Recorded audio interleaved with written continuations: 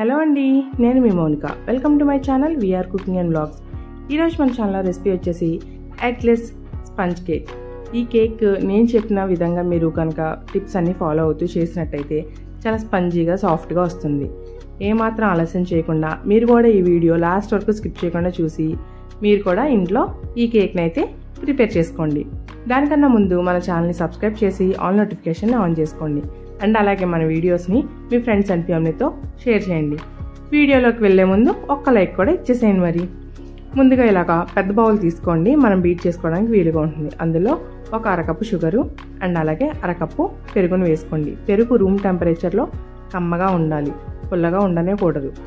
తర్వాత అందులో ఒక అర టీ స్పూన్ బేకింగ్ పౌడర్, పావు టీ స్పూన్ బేకింగ్ సోడా వేసుకొని బాగా బీట్ చేసుకోండి. పంచదార కరిగే వరకు బీట్ చేసుకోవాలి. బ్యాటర్ని ఎప్పుడు సింగిల్ డైరెక్షన్లోనే బీట్ చేసుకున్నట్టయితే మనకి కేక్ ఫ్లఫీగా బాగా వస్తుంది అనమాట.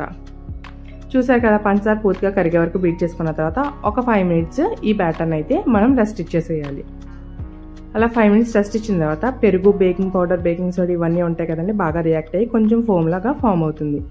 ఇప్పుడు అందులో ఒక పావు కప్పు ఆయిల్ని అయితే వేసుకోవాలి. ఏదైనా ఆయిల్ అంటే సన్ఫ్లవర్ లేదంటే రైస్ బ్రాన్ అట్లా ఏదైనా వేసుకోవచ్చు అనమాట. తర్వాత అందులోనే ఒక అర టీ స్పూన్ వెనిలా ఎసెన్స్ని కూడా వేసి ఆయిల్ అండ్ అలాగే ఈ పెరుగు మిక్చర్ బాగా మిక్స్ అయ్యే వరకు బాగా బీట్ చేసుకోవాలి. ఇలా బాగా బీట్ చేసుకున్న తర్వాత ఇందులో మనం ఒక కప్పు వరకు మైదా పిండిని అయితే వేసుకుంటున్నాము. ఆల్ పర్పస్ ఫ్లోర్ అంటారు కదండి, అదే. దీన్ని నేను ముందుగానే 2 సార్లు జల్లించి పక్కన పెట్టుకున్నాను. అలా జల్లించినట్టయితే మనకి కేక్ అనేది బాగా వస్తుంది, ఫ్లఫీగా వస్తుంది. సో 2 సార్లు జల్లించుకోండి.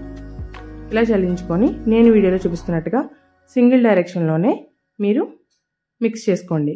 లమ్స్ ఏమీ లేకుండా లమ్స్ అన్నీ కరిగిపోయే వరకు మిక్స్ చేసుకోండి. అలాగని బాగా ఓవర్ మిక్సింగ్ చేయకండి, కేక్ సరిగ్గా రాదు. ఇలా మిక్సింగ్ అయిపోయిన తర్వాత ఇంకొక గిన్నెలో మనం కొంచెం ఆయిల్ వేసుకొని బాగా స్ప్రెడ్ చేసుకోవాలన్నమాట.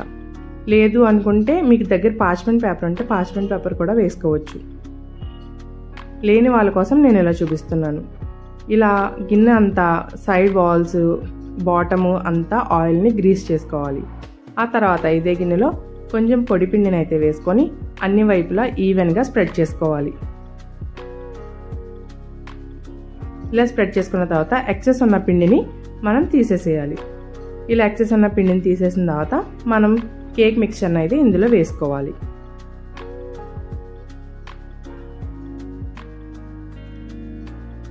కేక్ బ్యాటర్ని ఎప్పుడూ కూడా మనం కరెక్ట్గా మిక్స్ చేసుకోవాలండి.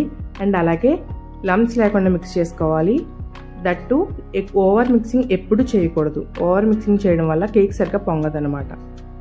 ఇలా వేసుకున్న తర్వాత దీన్ని మనం 2-3 టైమ్స్ ట్యాప్ చేసుకోవాలి. అలా ట్యాప్ చేసినట్టయితే ఎయిర్ బబుల్స్ ఏమైనా ఉంటే పోతాయి. మరి ఇప్పుడు మనం ముందుగానే ఒక 10 మినిట్స్ ప్రీ హీట్ చేసుకున్న కుక్కర్లో ఒక స్టీల్ స్టాండ్ని పెట్టుకొని ఇలా నేను ముందుగానే స్టాండ్ని కూడా పెట్టేసుకొని ప్రీ హీట్ చేసుకున్నాను. కుక్కర్ రబ్బర్ కానీ విజిల్ కానీ పెట్టకూడదు. ఇప్పుడు అలా ప్రీ హీట్ చేసుకున్న కుక్కర్లో అయితే మనం ఇలాగా కేక్ బ్యాటర్ వేసిన గిన్నెని పెట్టేసుకొని మూత పెట్టేసుకొని స్లో ఫ్లేమ్లో, మీకు మీడియం టు లో ఫ్లేమ్లో ఒక 40 మినిట్స్ కుక్ చేసుకున్నట్టయితే మనకి కేక్ రెడీ అయిపోతుంది. ఒకవేళ మీకు అలా కుక్ అవ్వనట్టయితే మీరు ఇంకొక 5 మినిట్స్ ఉంచి తీసేసుకుంటే సరిపోతుంది. చూసారు కదా, మనకి నైఫ్ అనేది క్లీన్గా వచ్చేసింది. సో కేక్ అంతా మనకి ఉడికిపోయింది. ఇప్పుడు కేక్ని వెంటనే తీసి బయట పెట్టేసుకోండి. అదే వేడి కుక్కర్లో ఉంచేసినట్టయితే కేక్ మళ్ళీ దగ్గరికి అయిపోతుంది అనమాట. సో ఎప్పుడైనా సరే మనం కేక్ని ఎప్పుడు మళ్ళీ వెంటనే బయట పెట్టేసుకోవాలి. దీన్ని పూర్తిగా చల్లారిపోయే వరకు ఉంచి మనం డీమోల్డ్ చేసుకోవడమే. చూసారు కదండి, ఎంత సింపుల్గా చేసుకున్నామో ఈ కేక్ని. మీరు కూడా ఇంట్లో మీ పిల్లలకి, ఫ్యామిలీ మెంబర్స్కి ట్రై చేసి పెట్టండి, చాలా బాగా వస్తుంది. ఎగ్లెస్ నాన్ వెజ్ తినని వాళ్ళకైతే ఇది పర్ఫెక్ట్ రెసిపీ అని చెప్పచ్చు.